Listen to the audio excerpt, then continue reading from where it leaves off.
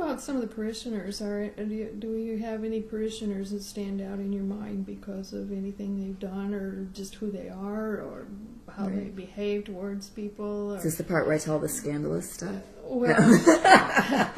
Episcopalians don't do that. Oh, right. Any particular kindnesses or funny things that happen? I mean, everyone's been so great.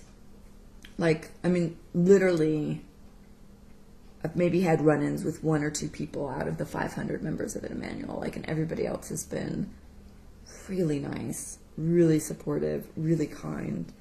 Doris Savage functioned officially as a mentor for me when I was going through the first 3 years program, and even after that program ended, she just will be that for me forever. So if I ever did have a conflict with anyone and needed to process with it, she's the first person I would go to. Right. And she's an artist, as you know, and for Christmas this year, Matt bartered with her and got me watercolor lessons with her, which has been a great, fun thing, because I'm very literal, and watercolor is anything but literal. And so she's always like, just take the brush and swipe it across. I'm like, what? Doesn't it have to look exactly like the thing I'm painting? And so that's been a fun way of engaging with her in a new way. And you know, she and John introduced Matt and me, and so that is a special bond. I'm also very close with our bookkeeper and her children, Julie Shields Hawks and Eleanor and Joseph. And they're just wonderful. They've been, when I first got there, they were not in school yet, and so they were around the church a lot, and they're just sweet as could be. And Eleanor would sit, I have a sort of play area for kids in my office, and they would come in and draw or color or whatever while I was working. Or Eleanor, I'd be on the phone, and Eleanor would sit in my chair and wait. And when I was done, you know, she'd ask me about the conversation, you know, like she was 25 years old, and then proceed to tell me whatever exciting thing. I think one day, you know, she'd lost a tooth and learned to swim in the same week. It was like astonishing. And so that's been really fun. And it's also, I mean, there's so many people. Kim Maxwell Goodlow has been a good friend and a great partner in ministry with Christian education. Gren, every senior warden that's been there has just been, I've learned so much about leadership from them. Like, you know, it's been everyone from Charlie Mitchell to David Wickham to Gren to John Savage to Nancy Avery, who are all very different, but all really accomplished people. And so it's been a privilege to work with them. Everyone's been so fun. I feel like I've had these little moments with a lot of different people. The young moms, you know, Martha and Kelly and Kathleen and Claiborne and Linda and all those folks are great. You know, we laugh a lot when we work together. All the teachers have been great. They're just lots of fun folks, and the kids, the teenagers. It's been neat to see them go off. Caroline Shellnut's almost done with college. You know, like amazing. She was a senior when I got here, and it's neat to see them. Growing into their own people. Or so these teenage boys who were like 12 or 13 when I got here, who are now like 7 feet tall and mature and. You know, reprimanding the other 13-year-old boys when they're not focused. And I'm like, how did you grow up so fast? Everybody here is really special. Do you remember any funny things that happened during a church service or at a special event? Yeah. Julie Shields. Oh, that's another special person. Julie Shields and I become great friends, too. Our dogs are best friends, Beecha and Henry. I'm not sure if they are fully aware of that, but Julie and I are very clear on the matter. But she's been terrific, too, both as a friend, and she's involved in, like, every committee, so I see her wherever I go. And she's, I always like to sit next to her and Sandy Von Thalen at vestry because they're really funny. So if something funny happens, I can catch their eye and be amused. They're fantastic.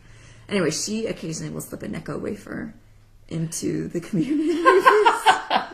And so that always cracks up. It's only happened once or twice, but I find it very amusing. Once there was a typo in the bulletin where a last name was misspelled, so it was poop instead of what it was supposed to be. And because I'm 12, I thought that was hysterical. And, pointed it out to the acolyte, and he thought that was hysterical.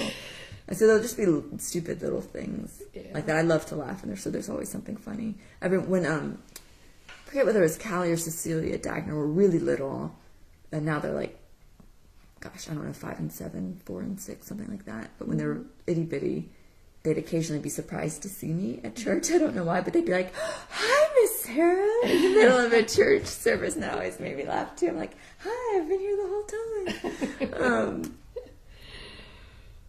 Yeah, so those are some of the funny things.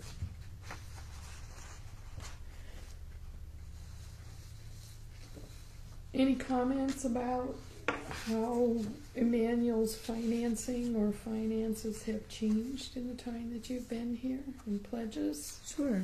Well, we're in an interesting stage now because the economy has sort of gone downhill. So we're, in terms of number of pledges, I think like last year we had 188 pledges, and this year we have 168. Obviously you're going to quote me because I'm being recorded, but those are not official. I'd like to disclaim any official record of that. You'll have to check with the bookkeepers.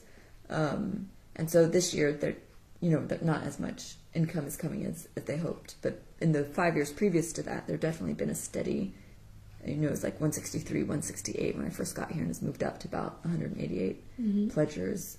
And so that's been encouraging to see that as people feel involved, they're getting connected to the church in lots of different ways, including making that part of their financial life. Right. And it's enabled, all sorts of good ministry, and so that's been good. I have a question about the church sending out mailings. The only mailing, I guess, that I really am aware of are, of course, the pledge reports.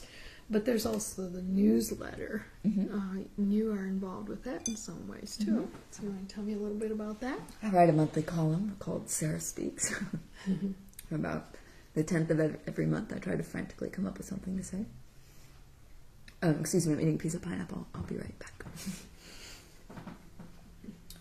And so that has gone out.